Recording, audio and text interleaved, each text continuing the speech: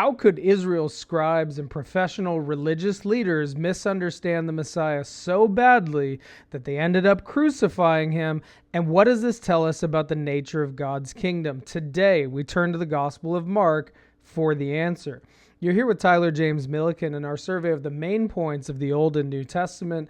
And by the end of today's episode, we'll not only dive into the main point of this particular book, but we'll almost physically fight with Bart Ehrman and his lackeys over the main point summaries of books just like this one. As we turn to the Gospel of Mark, we are reminded once again of the early church's common allegory of the four Gospels, like the four beasts of the book of Revelation surrounding the throne of God. These four witnesses, the lion, the eagle, the ox, and the man, lead us to Mark's presentation, sometimes described as the servant leader, the strong oxen who is at work as the messianic servant, bringing about the gospel of God's kingdom. And Mark's gospel is largely known as the action gospel. It is fast-paced and it is relatively brief compared to the other gospels, which tells us quite a bit about its nature and composition. Now, scholars often describe the nature of Mark's gospel as the earliest written gospel and one that heavily influenced the narrative events that we find, of course, in Luke and Matthew. That is to say, not only that they agree, but that scholars have seen strong evidence that the later gospels have actually depended on much of the written wording of Mark's gospel to bring all of their accounts together in harmony. With Mark's being the shortest and briefest, it is likely the earliest of all four. So here we find the beginning of the gospel of Jesus Christ, the Son of God, as written according to the Old Testament prophets. And by verse 4, we're already seeing the ministry of John the Baptist, who prepares the way of the Lord. And by verse 9, we already have Jesus being baptized. Immediately by verse 12, he's instantly in the wilderness, facing off with the devil in his trials and temptations. 2 verses later, John is already in custody, and now he's in motion, actually preaching the kingdom of God as at hand. This is indeed a fast-paced, action-oriented narrative, and it's a great place to get started if you really want to understand the backbone of the events of Jesus' life and ministry. So beginning with this really quick overview, we can see how his baptism leads to his temptation, and then emerges into his early ministry in Galilee, and of course transitions to the later ministry and growing opposition against him and his disciples. He will have a growing level of confrontation with the scribes and Pharisees who will eventually betray him, but the unique aspect of Mark's gospel is that it has a very critical and searching element for Jesus' own disciples and a strong lens and mirror for self-examination for us as we see many of the things that the scribes and Pharisees misunderstand, Jesus' own disciples often misunderstand themselves. So if not for the grace of God, there go we. But nonetheless, the Son of Man came to serve and to save what was lost. So he will battle for his people to the very end. Even as much as we mess up, miss it, and end up wandering, he will recover his lost sheep. And that leads us, of course, to his death, burial, and resurrection for his people. With those themes in mind, we can begin with what really makes Mark's gospel unique and what is his unique emphasis. And it is this concept of the cryptic nature of the gospel and the cryptic and hidden nature of God's kingdom. So you have heard about the parables that Jesus often uses in his ministry. Well, in Mark's gospel, you could say, in a sense, Jesus is the ultimate parable. He is something that has to be unveiled and interpreted and properly understood. And yet, even the professional religious leaders and the scholars of that day did not recognize him as the promised Messiah for who he was. So this is the problem of interpretation that we have. As Daniel had said, interpretations belong to God. Jesus must give us the interpretation of his kingdom. It's not just up to our interpretation. We have to accept God's interpretation of these facts and events. Another way to say this is that Jesus not only had to open up the scriptures to teach his disciples, he had to open their minds to understand the scriptures. And so one of the deep conflicts that we see in Mark's gospel is one between not only him and his enemies at the highest levels, but there's numerous clashes with his own disciples and even his own family. Now, my favorite example of this comes from the structure of Mark's gospel. Although it is brief and action-oriented, it is subtle and brilliant in its structure and the way that he brings things together. And he often uses this threefold structure known as a sandwich, intercalation is the technical term, where he brings these two events on the outside and then sandwiches a third event as a special lesson in the middle. Here's one of those examples about the true nature of Jesus' family and the spiritual nature of his kingdom. In Mark chapter 3, Jesus' own physical family is actually thinking that he's out of his mind in his preaching, and they have this astonished response as they don't really understand who he is as the Messiah. And then by the end of that narrative, Jesus' family arrives, and he's going to give us a little lesson about spiritual relationships. But in the middle, what happens is that the religious leaders are the ones that obviously should be accepting him and recognizing him, but they are the very ones who reject him.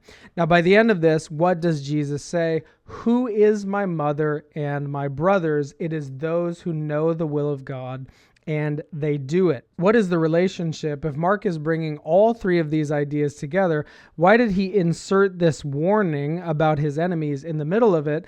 It is a clear line being drawn in the sand and saying, if you're not with him, you are against him.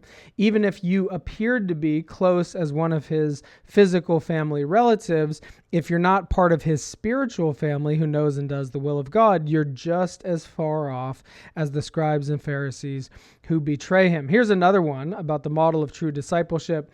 This comes from the sending out of the 12, and before their return, what happens? There is something sandwiched in the middle here, which is about the martyrdom of John the Baptist. So Mark inserts this event to tell us about it. He brings in this report so that we will think about the true nature of discipleship. What does this teach us about the ministry of the 12 and his later disciples? They need to be prepared to suffer and die for the kingdom, just like John the Baptist did, and just like Jesus will.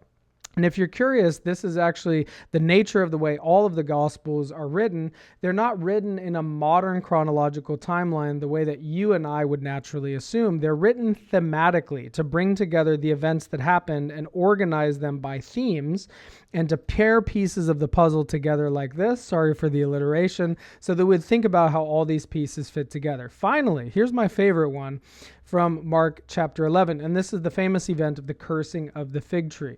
What happens here in about these dozen verses is that Jesus curses a fig tree because it doesn't have the fruit that it could otherwise have. Then he goes in and clears out the temple from all of the thieves and robbers that are making merchandise of his father's house of worship. And then when he comes back, what does he discover? But the fig tree that he cursed before is withered, barren, and empty. Now, what is the lesson here, and how does it relate to the cleansing of the temple and the judgment that just took place on the temple? Well, it has to do with the nature of the symbolism of the fig tree. This is part of the cryptic nature of the symbolism and the enigma of Jesus' ministry here. The fig tree was a symbol of Israel's prosperity. Oftentimes, Israel in the Old Testament prophets is described as God's vine or his fig tree, described as. And so here, when he talks about clearing out the temple, he's saying this is now a barren fig tree. It's fruitless. He's clearing out all the rotten fruit. And then by the time he returns, he sees this withered fig tree, showing that the prosperity of Israel has withered and gone. Now, there's one deeper lesson that we're going to look at here, and this will be our last snapshot before we look at the main point of the Gospel of Mark and have a hearty arm wrestling contest with Bart Ehrman and his team. What takes place in Mark chapter 7 and chapter 8 is a series of warnings about spiritual perception. This even connects with the nature of his ministry and parables. In Mark chapter 4, he talks about the mysteries of the kingdom of God that are hidden from the many and revealed to the few. And so his disciples must have eyes to see and ears to hear. This leads us rather to Mark 8 and 9, where he gives this warning about the leaven of the Pharisees, and then this event about healing a blind man, and then Peter's rebuke that he receives for his anti-confession of trying to tempt Jesus away from sacrificing his life for his disciples. So by now, we've got to ask that question in the mystery of Mark's gospel. What do these three events have to do with one another? the leaven of religious hypocrisy, some kind of lesson about blindness, and then missing the point in his false confession of faith and needing a rebuke. Well, all three of these are deeply linked together. And so here in Mark chapter 8, he's talking about bewaring the leaven of the Pharisees, and his disciples are heavily missing the point, as Mark often emphasizes, saying, well, maybe it's because we forgot to bring enough bread for the trip. He's telling us to watch out for leavened bread, like from a preparation for a meal. And so he says, do you not yet see, or do you not yet understand? Is your heart hardened? Do you have eyes that do not see and ears that do not hear? He's already proven that he can provide unlimited bread to his disciples with the feeding of the 5,000 or the feeding of the 4,000. So how can they be worried that they're lacking something in terms of physical bread? He's talking about spiritual nourishment and the deeper spiritual lesson. The leaven of the Pharisees is spiritual. It's a corrupting influence in the middle of the meal of the bread. A little leaven leavens the whole lump. Immediately after this, although they didn't see the point there, now Mark brings in a lesson about healing a blind man. And how does it take place? It's actually fascinating that there's a two-phase healing that takes place here, as he actually has this rather unusual miracle with some spittle, laying his hands on his eyes, asking if he sees anything. And he says when he looks out at people, he only sees what appears to be the silhouette of trees walking around. What does this mean?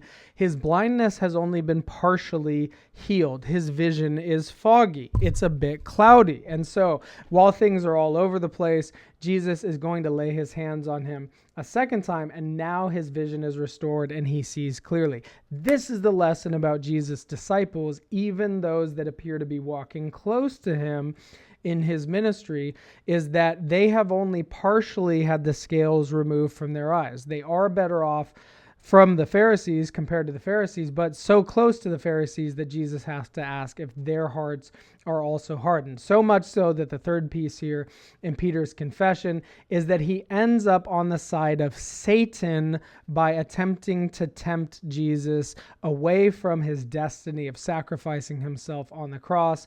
Jesus has just explained he will be rejected, betrayed, crucified, killed, and after 3 days he must resurrect. But Peter takes him aside as if he knows better than his Lord and starts rebuking him and gets the ultimate rebuke in return. What is the point here? His eyes have only partially been healed. The scales have not yet fallen, and he is setting his mind not on God's interests, but human interests, which is the very sin of the scribes and Pharisees, honoring man-made traditions above the traditions of God. I suppose the last snapshot we do need to bring in is the famous statement of Jesus on the cross, and I'll only do it very briefly, and that is the saying that Mark chooses to emphasize is the my God, why have you forsaken me?" To the casual onlooker that hears this, they are thinking that Jesus doesn't know what's happening. He's asking, "Why, God?"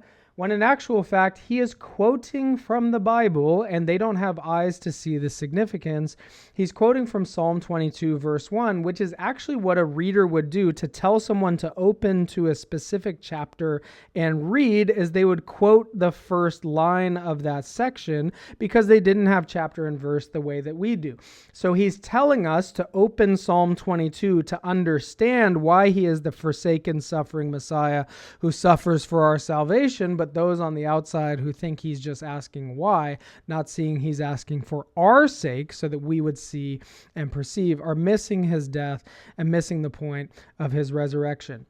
And then, of course, that's why we get the briefer ending of the resurrection account in Mark's gospel. But that would be an entire study all unto itself. Should we do a full study about the longer or shorter ending of Mark and the brief and cryptic ending there? Stay tuned. We'll find out about that.